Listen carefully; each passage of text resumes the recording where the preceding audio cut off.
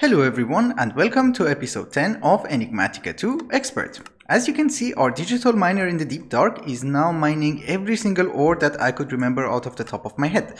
And it's working very efficiently. We have tons of ores.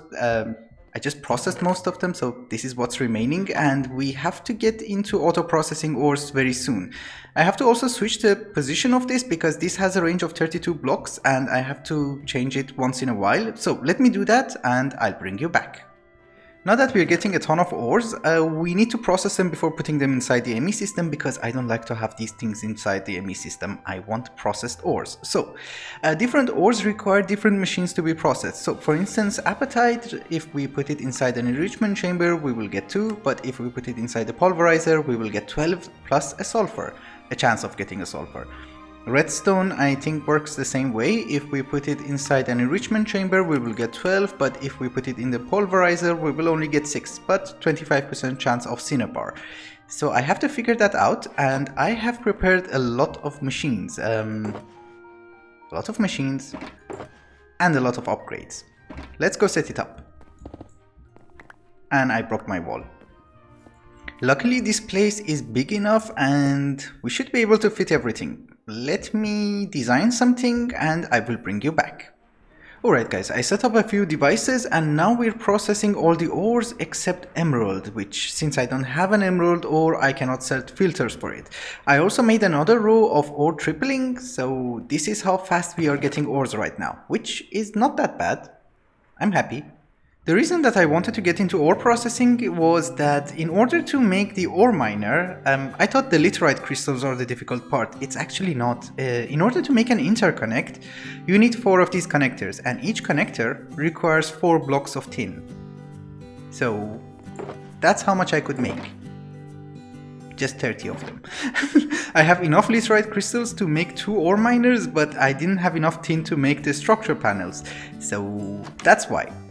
And since we are waiting for ores, I thought it would be a good solution if we start working on upgrading this to tier 5. We just need 4 beacons. So I have to get a bunch of withers and make a lot of slates.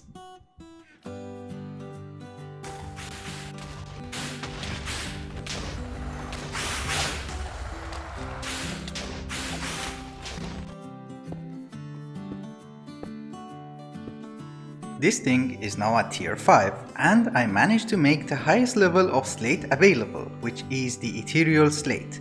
And I thought it should be a quest. Yeah, it is a quest, but we need the orb first, so let's make the orb.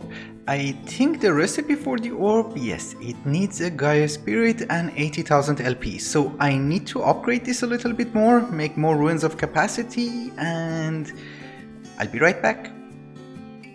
Ta-da! So, if you're wondering why episodes are sometimes late, try making some ruins. I dare you.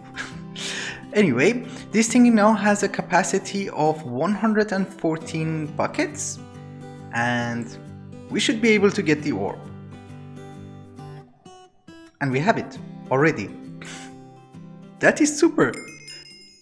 In order to advance further into blood magic, we are going to need to make a greater tartaric gem, which requires a demon will crystal, and there is no tooltip on how to make it. So, how do we make this? We are going to need a demon crucible and some demon crystallizers, and they should be put inside the same chunk, and you can also get away with having 1. You don't need 4 of them. I had enough resources to make 4, so I made 4.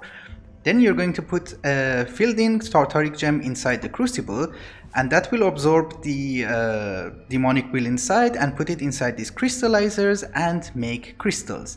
This process can take a few minutes, so I'll just leave it be and come back in, I don't know, 10 minutes.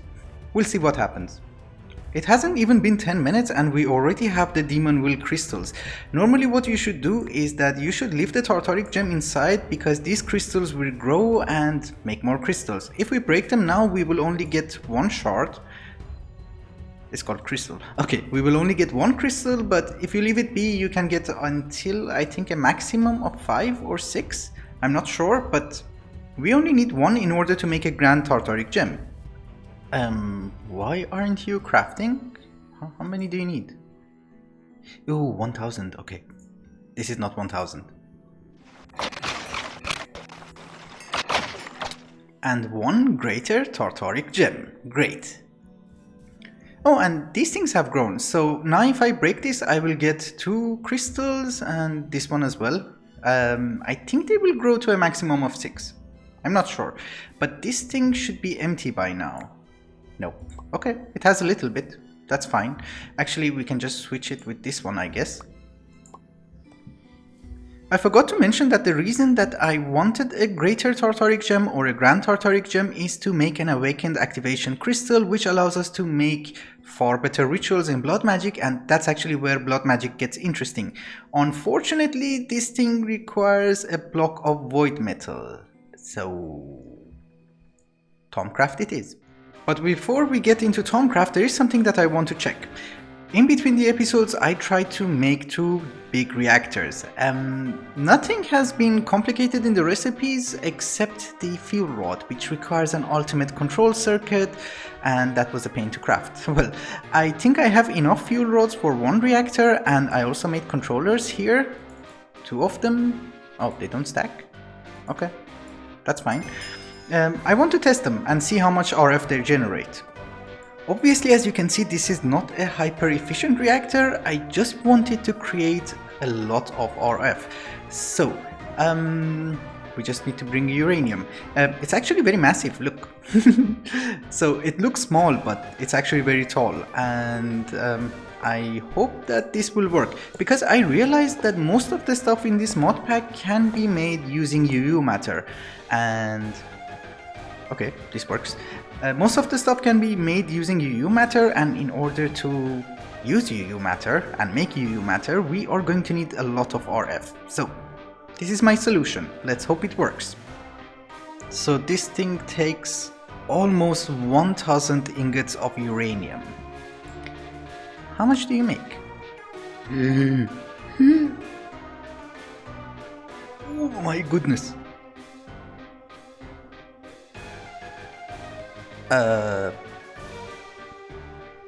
What? And that's how fast we are burning the fuel, but okay. I love me. This idea was good. So I tried to extract the fuel and it gave me yellorium, but the problem is it only gave me like just below 2 stacks and it says it's empty. I think it just ate like 800 ingots of uranium. Thank you. I came back to our compact machine which we were making uranium.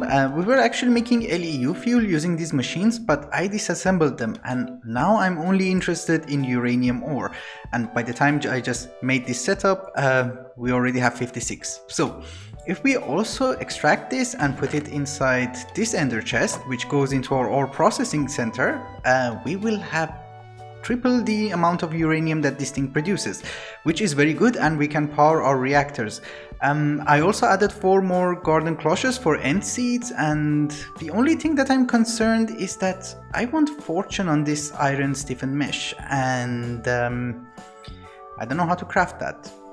So see, fortune does not have a crafting recipe, and I guess this is the only way. Oh, first try. Okay. Thank you, I guess. Yeah, this thing is working much better, so every time that it saves we are getting a minimum of 4, which is super. That's like 1 ore.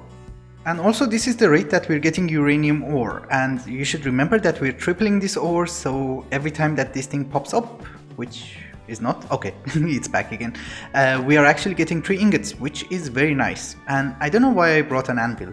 Oh, and I forgot to mention that I installed one of these environmental controllers which gives me saturation and regeneration, so I don't have to eat. Well, I haven't eaten in a very long time, because whatever I do, I come back here in like 2-3 minutes, I gather some more stuff and my saturation bar gets full. So we have a lot of food, which I haven't eaten. This is nice.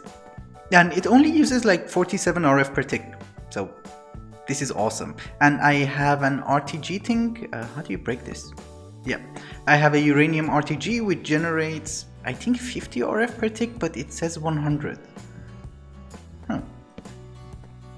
Alright guys, after the last cutscene, a bunch of things have happened. So, my original plan was to have two extreme reactors next to each other, and I thought each of them will make, I don't know, 50-60 RF per tick. But seeing that result, I decided to make a huge reactor. So, this is 25 blocks deep and it has a lot of fuel rods. I think it's 700, oops, I'm stuck.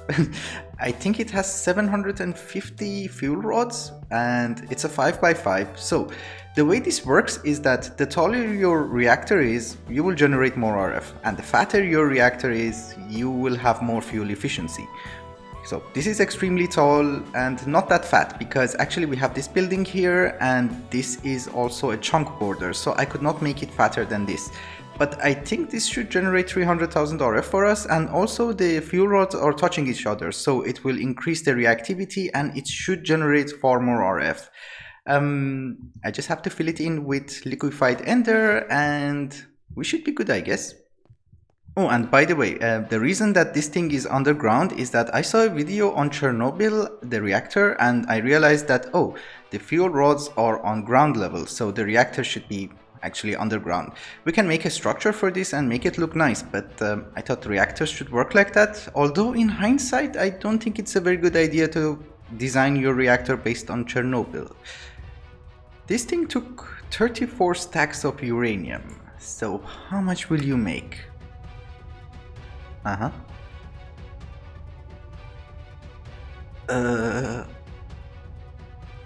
Uh-huh. Would be nice if you stop one day. It's almost 500,000 RF. Okay. Ooh, but look how fast it's burning fuel.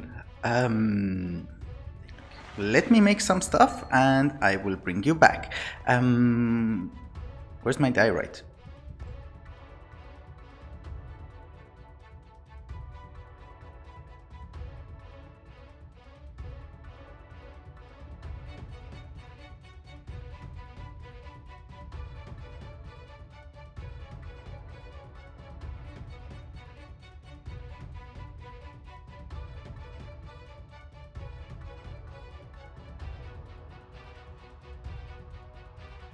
Alright guys, let's talk a little bit about the induction matrix from Mechanism, which is a multi-block structure in order to store energy. So you are going to need induction casings and two induction ports. So one of them will be for inputting energy inside the matrix and one will be for extracting energy. And when it's green, it means input, and if you wrench it, it will be red, which means output. So inside you are going to need at least one induction provider, which determines how much RF gets in or gets out of your induction matrix, and one induction cell, which determines how much power can be stored. An ultimate induction cell stores 204 billion RF. So this small little thing is actually holding 200 billion RF. Which is great, and when you close it, the multi-block structure will form and you can right click and see the GUI. That being said, this is our induction matrix. You can make it as big as 18 by 18 by 18, but I think this will do. So we are going to need one induction provider and I made two induction cells. So this thing right now will hold 400 billion RF, and we just close it, the multi-block structure will form, and yes, 400 billion RF. And if we turn this on, we will store energy inside this one. Great. I made a cryo-stabilized flux duct in order to have unlimited energy transfer between the reactor and the induction matrix. I made a crafter so that we can craft the cyanide into blocks and then put it inside our ME system. I made an ender chest which has uranium inside and inputs it inside the reactor. The reactor uses 1 uranium ingot per second, and luckily we are actually producing much more. So if I come here, you can see that this is always full, this is always full, this is always full, and this is always full. We are actually producing much more uranium than we are consuming, so that is very good.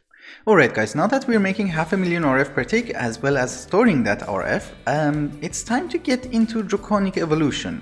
because I want to have wireless energy in my new base, and we're going to need to do a bunch of stuff. So, in order to make a draconic core, we're going to need elite plating from Nuclearcraft, and the only ingredient that I don't know how to make is calcium sulfate. And it has a complicated process which I tried to make a chart. So, let's start from here actually. So, the first thing that we're going to need to make is to make sulfur dioxide, which is made from molten sulfur and oxygen. We're going to automate everything using XNet, and I have already built all the machines that we're going to need. Let's go and set it up. XNet is a very neat mod in order to automate the stuff that you want to automate. And that was a perfectly structured sentence. So, it has three main components: the controller, the connectors, as well as wires. And the way it works is that you're going to put a connector on every device that you want to manage and control, and you connect your connectors using a wire.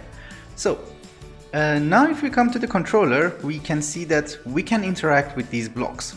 Well, of course, we don't need to interact with the controller, but we have access to our advanced power cell as well as our aqueous accumulator. So, the bigger we make this network, the more devices we will have. And the first part is that we want to make sulfur dioxide. In order to make sulfur dioxide, the first thing that we're going to need is an electrolyzer. So, I have connected this to our network, and if we come to the controller, we can also interact with this. We want water to go from the aqueous accumulator inside the electrolyzer. So how do we do that? We come to the channel, and I already messed this up, so we're going to do that again. Energy, computer craft, logic, storage, item, fluid. So we're going to create a channel for fluids, and we are going to say that you're going to extract it from our aqueous accumulator and insert it inside the electrolyzer. So this should be done. Yep, this is getting water.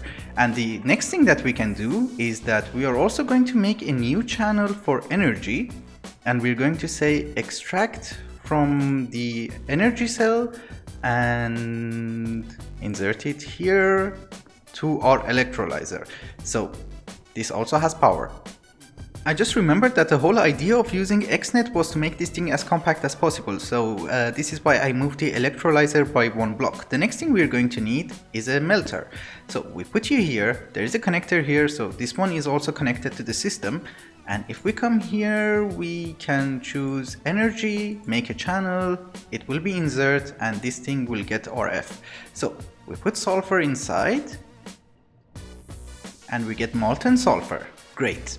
In order to make the sulfur dioxide, we are also going to need a chemical reactor. So it's also connected to a connector. We come here and we can find it inside here. We come to this channel, we make a new channel for energy, so that gets power. And also we are going to make a new channel for liquids, because apparently Nuclearcraft's oxygen is a fluid.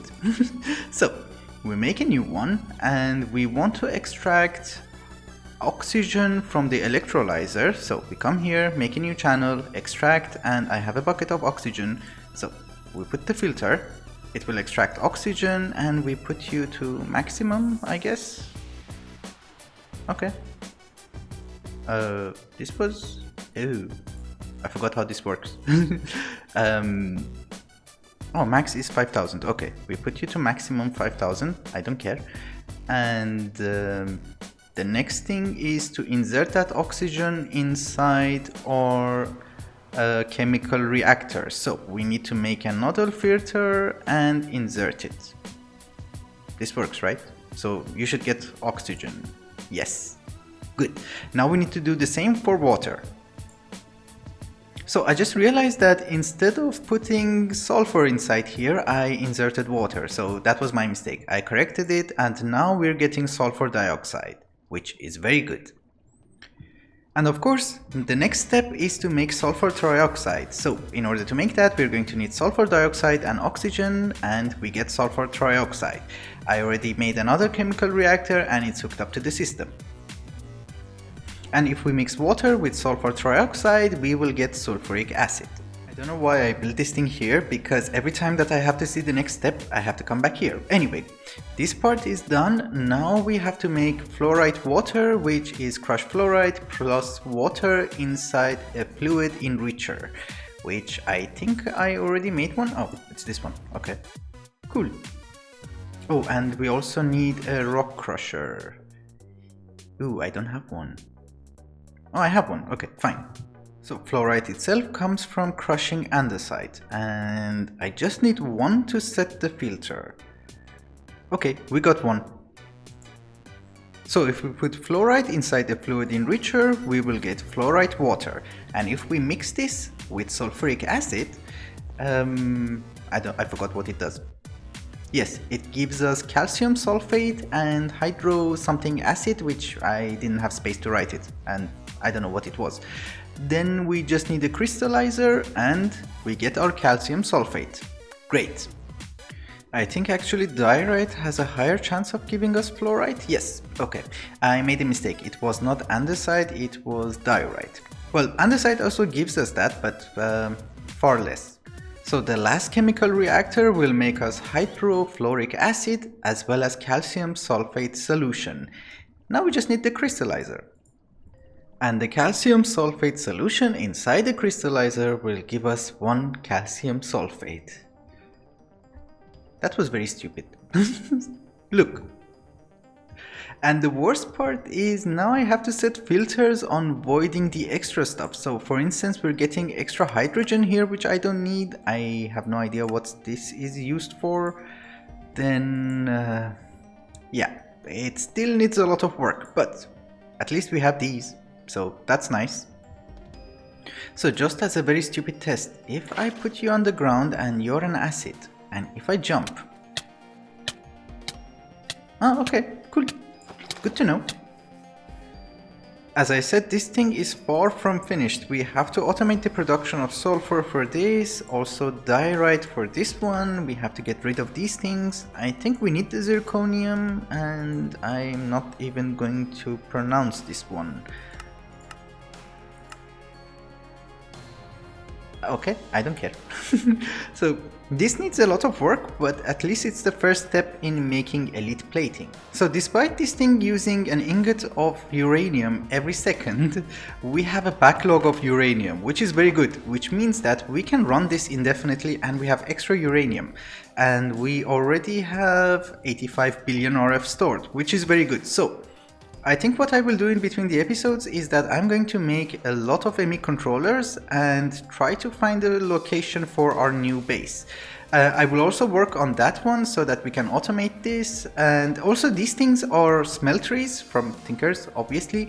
Our smeltery there is very small and I can process 700 ingots inside. In these ones, if I go a little bit deeper, I think I should be able to process, I don't know, 2000, 2500 ingots. So for making inderium, signalum, tough alloy, these are actually much more efficient than the machines that we have, and this is why I'm building them. They're nothing very special. I just finished them in between the episodes. For now, let's do some Thaumcraft research. You know, this thing was purple and I thought, oh my god, we already have flux. In order to unlock different stuff in Thaumcraft, you are going to need 2 different types of research. One of them is observation. So you take your thermometer and scan everything you see in the world. And then you will learn something new, and that's called observation point. The other one is to do research. And the way it's done is that you're going to need a wooden table. You put scribing tools here. And we also scan this. Now we can do research. And also I think it's a quest or something. Oh yeah, it's here. So now we can start with theories. So if we right click on this and put some paper inside, we have some inspiration points, and we can also choose a focus depending on which items are close by. So a crucible is nearby, and if we choose crucible, our research will be focused towards alchemy. At least I think. So I'm not sure. So we want to make a new theory. It will give us different options. This one requires us to have a vacuous crystal and a lux. I'm lazy to go there, so we are going to do calibrate, which gives us 15 points in artifice. And you get the idea. You just have to complete the research and you should get a theory.